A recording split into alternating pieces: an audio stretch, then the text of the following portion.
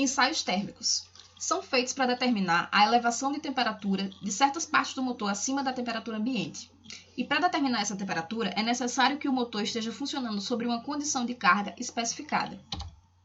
Essa condição de carga especificada pode ser o método da carga efetiva, que funciona na sua característica nominal ou em uma característica determinada, e o método de carga equivalente por bifrequência, nessa imagem. O motor que vai ser ensaiado é operado a vazio por uma fonte de alimentação principal. Aqui o motor, aqui a fonte de alimentação principal, a qual é superposta a uma fonte de alimentação auxiliar de baixa tensão e de frequência diferente, que é essa aqui, o gerador auxiliar. Geralmente a frequência da fonte auxiliar é 10 Hz abaixo da frequência nominal e com a tensão ajustada de modo que a corrente primária seja igual ao nominal. Então essa é uma conexão típica para um método de carga equivalente por bifrequência. Os métodos para a determinação da elevação de temperatura são os seguintes, são 3. O primeiro deles é o método da variação de resistência, que ele é feito por meio da comparação da resistência do enrolamento a uma temperatura que vai ser determinada com a resistência a uma temperatura já conhecida. A escolha do método se dá pela potência nominal. Em geral, se usa o método da variação de resistência para a maior parte das potências. O segundo método é o dos detectores de temperatura embutidos, que são detectores embutidos no motor durante a fabricação. E, para esse tipo de métodos, são escolhidos através da potência nominal dos motores, que são inferiores a 5.000 kW e superior a 200 kW. Tanto pode ser usado esse método, quanto o da variação de resistência. O terceiro método de determinação é o termométrico. São termômetros aplicados às superfícies acessíveis do motor. E são escolhidos para motores que têm potência nominal inferior a 600 watts. A explicação dos métodos. A explicação de como se dá os métodos. Do método da variação de resistência. A temperatura T2 pode ser obtida a partir da razão das resistências por essa equação aqui. Em um motor de gaiola, a variação da resistência do rotor devido ao aquecimento resulta em uma variação do escorregamento. A elevação de temperatura T2TA é calculada por essa equação aqui, onde TA é a temperatura do fluido refrigerante no final do ensaio. No método dos detectores de temperatura embutidos, os detectores precisam estar adequadamente distribuídos, e o número de detectores não pode passar de 6. Eles têm que estar localizados em pontos presumivelmente mais quentes, e a leitura a ser considerada é a mais elevada. No método termométrico, para a determinação da temperatura de rotores e de outras partes de motores totalmente fechados, deve ser obtida após a parada do motor, com a aplicação de termômetros nas partes mais quentes. Procedimento para a leitura das temperaturas.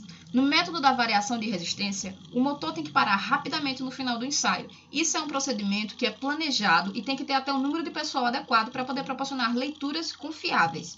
Se essa leitura inicial da resistência estiver dentro do intervalo de tempo dessa tabela aqui, essa leitura deve ser considerada. O valor da resistência que é obtido assim deve ser considerado como a resistência no momento da parada do motor. Se leituras sucessivas mostrarem resistências crescentes após essa parada, o valor que deve ser considerado é o valor mais alto. Para o método de detector de temperatura embutido, todas as medições de todos os detectores embutidos devem ser registradas e o valor máximo que deve ser considerado. Já no método termométrico, as temperaturas obtidas por ele podem ser medidas nessas partes que eu vou falar agora durante os ensaios. Na bobina do estator, no núcleo do estator, na carcaça e em outros. Bom dia, meu nome é Renato e eu vou falar sobre uma parte que pega lá, né, os ensaios térmicos, que é a parte que envolve o fluido refrigerante. Bom, a temperatura do fluido refrigerante, né, começando pelo primeiro tópico. Um motor pode ser ensaiado a qualquer temperatura do fluido refrigerante. Se a temperatura desse fluido no fim do ensaio de elevação de temperatura for diferente em mais de 30 kelvins da temperatura especificada, aí deverá ocorrer correções. Essas correções eu vou falar na próxima lâmina. Continuando. A medição da temperatura do fluido. Então, o valor que se considera para a temperatura do fluido durante o ensaio deve ser a média das leituras dos detectores de temperatura. Esses detectores mudam de acordo com o tipo do motor e da refrigeração do ambiente que esse motor está inserido, como por exemplo esses três casos. Começando pelos motores sem trocadores de calor. Esses motores, a temperatura do ar ou gás ambiente deve ser medida por meio de um ou mais detectores de temperaturas colocados em pontos diferentes em torno do motor, a meia altura da carcaça e a uma distância de 1 a 2 metros do motor. Para motores resfriados por fontes remotas, como, por exemplo, dutos de ventilação e etc., a temperatura do fluido refrigerante primário deve ser medida onde ele entra no motor. Já para motores com trocadores de calor incorporados, a medição do fluido vai ser medida onde ele entra no trocador de calor do motor. Ok, indo agora para... Ai, passa. Inferno. Vai ter que travar aqui, vou ter que cortar esse vídeo depois. Pronto. 1, 2, 3. Correções dos limites de elevação... Peraí. 1, 2, 3. E agora, correções dos limites de elevação de temperatura ou de temperatura total. Para motores com enrolamentos resfriados indiretamente a ar, a correção para a diferença de altitude, que é o primeiro passo para fazer essa correção. Essa correção aqui de altitude se aplica quando os locais de funcionamento e de ensaio estão em altitudes não superior a 4.000 metros em relação ao nível do mar. Sabendo dessa regra, é só agora fazer essa fórmula, que é para achar a correção de temperatura, que é dada em ar, nesse caso. Então, A vai ser igual a 10 vezes 10 elevado a menos 4 vezes HT menos HS vezes delta teta S. Então, fazendo um adendo aqui, esse HT e HS são valores de altitude.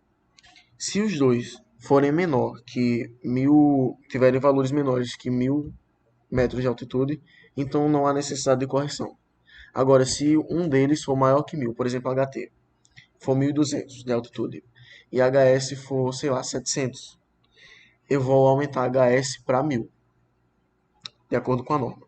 Então, achada a correção A, você só vai aplicar aqui, nessa fórmula, para achar o valor do limite de elevação de temperatura aplicável ao local de ensaio.